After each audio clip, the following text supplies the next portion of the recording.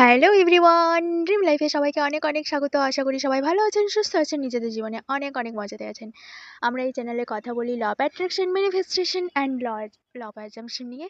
তো আপনারা যদি এই বিষয়ে ইন্টারেস্টেড থাকেন তো আমার চ্যানেলটিকে সাবস্ক্রাইব করতে পারেন।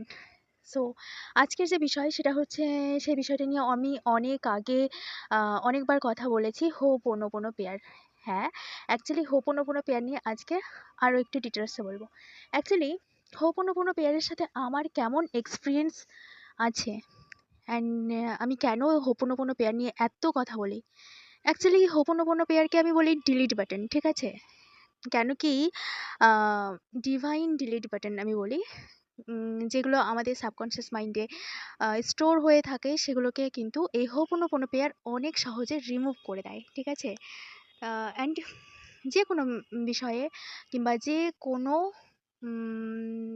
রিলেশনশিপ হতে পারে, মানি হতে পারে, কেরিয়ার হতে পারে, মানে যে কোনো রিলেটেড যদি আমাদের কোনো নেগেটিভ বিলিভ আগে থেকে স্টোর হয়ে থাকে, সো এই পেয়ারের মাধ্যমে কিন্তু খুব সহজেই আমরা সেটাকে আমাদের সাবকনশিয়াস মাইন্ড থেকে রিমুভ করতে পারি।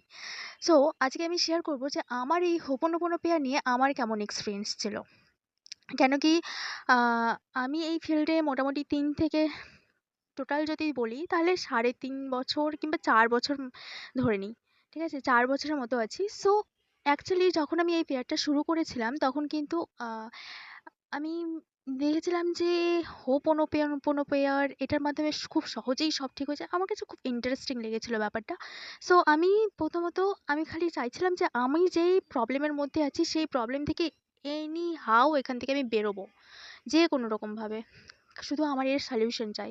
কেন কি আমি ওই জায়গাটাতে মানে কি বলবো, এতটা স্টাক ফিল করছিলাম যে যে কোনো রকম ভাবে আমাকে বেরোতে হবে। সো আমি এটা শুরু করেছিলাম, তো দেখছিলাম যে কোনো রেজাল্ট পাচ্ছিলাম না। অ্যাকচুয়ালি আমি তখন থেকেই আমি মেডিটেশন আগে থেকে করতাম, বাট তখন থেকে রোজ রেগুলার মেনটেন করে মেডিটেশন করতে শুরু করি। সো হোপোনোপোনো পেয়ারটাকে আমি অ্যাড করেছিলাম আমার রুটিনের মধ্যে তখন। তো তখন আমি এই পেয়ারটা করছিলাম অ্যান্ড দেখছিলাম যে কোনো রেজাল্ট নেই। আমি ভাবছিলাম যে না, কোনো কাজ করে না, কিন্তু আমি ছাড়িনি পেয়ারটাকে, ঠিক আছে? সো পরে যখন আমি ডিটেলসে জানলাম, মিনিং বুঝলাম, তখন ভাবলাম যে হোপোনোপোনো পেয়ারটা অ্যাকচুয়ালি আমরা যেটা ভাবি যে না আমি করবো অ্যান্ড মিরাক্কেল কিছু হয়ে যাবে, নো নো নো নো, সেরম কিছু না। অ্যাকচুয়ালি ব্যাপারটা হচ্ছে এরম যে আমরা যখন এই ম্যাজিক্যাল যে হোপোনোপোনো পেয়ার, এটার মধ্যে কি আছে, 4টে স্টেটমেন্ট আছে। I am sorry, please forgive me, thank you, I love you. যখন আমরা আই এম সরি বলি, ঠিক আছে? সো আমাদের একরকমভাবে যে আমাদের যত জায়গায় আমরা এনার্জি দিয়ে রেখেছি কিংবা যে কাউকে সে আমাদেরকে এনার্জিতে আমাদের কি বলবো, হার্ম করার অপরচুনিটি দিয়ে রেখেছি, তো যখন আমরা বলি না আই এম সরি, তখন কিন্তু আমরা পুরোপুরি রেসপন্সিবিলিটি নিয়ে নিলাম যে আই এম সরি, ঠিক আছে?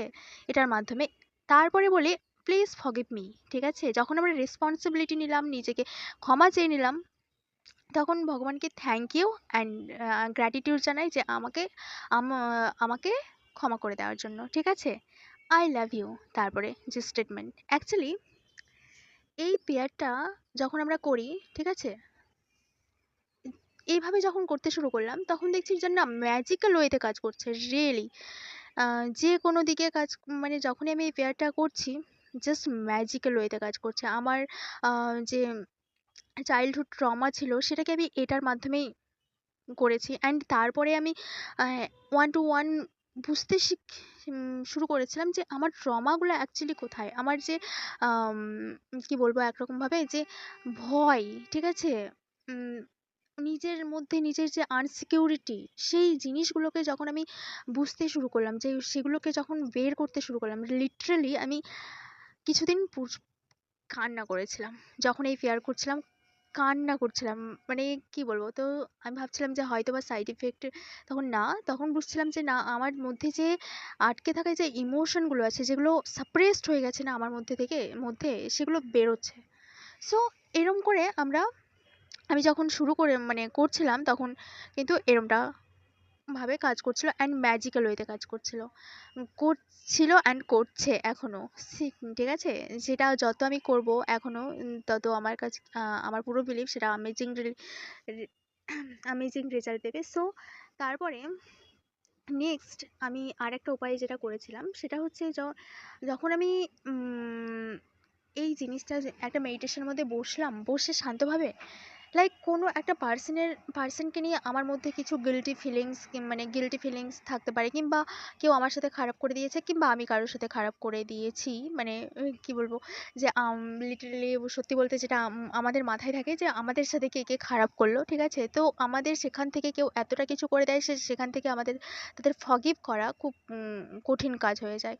সো তখন একটা জিনিস করছিলাম যে চোখ বন্ধ করে, ঠিক আছে?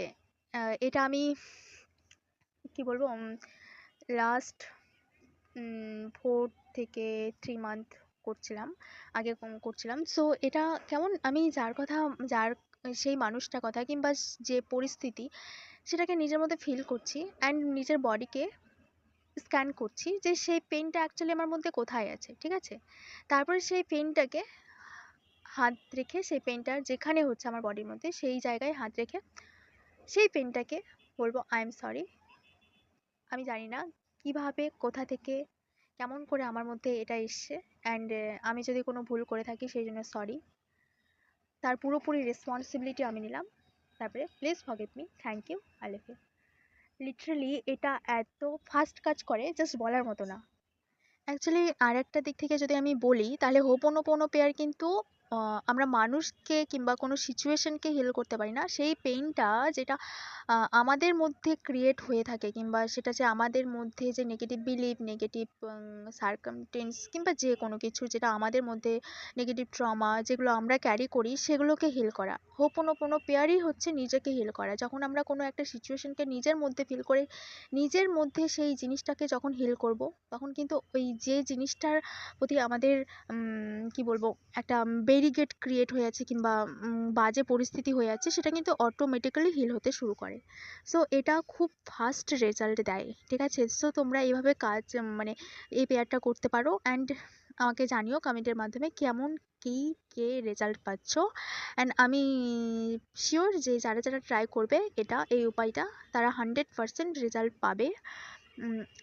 অ্যান্ড সবাই নিজেকে এই পেয়ারের মাধ্যমে নিজের জীবনকে, নিজের ট্রমাকে বাই বাই বলে দাও, অ্যান্ড নিজের জীবনকে, মানে কি বলবো, নিজের বিউটিফুল জীবনকে ওয়েলকাম করে নাও, ঠিক আছে? মনে রেখো যে নিজেকে ভালোবাসবে, সব কিছু থাকবে, নিজেকে ভালোবাসবে না কিচ্ছু থাকবে না, কোনো কিছুর ভ্যালু নেই, শুধুমাত্র নিজেকে ভালোবাসলে সব কিছুর ভ্যালু আছে, ঠিক আছে?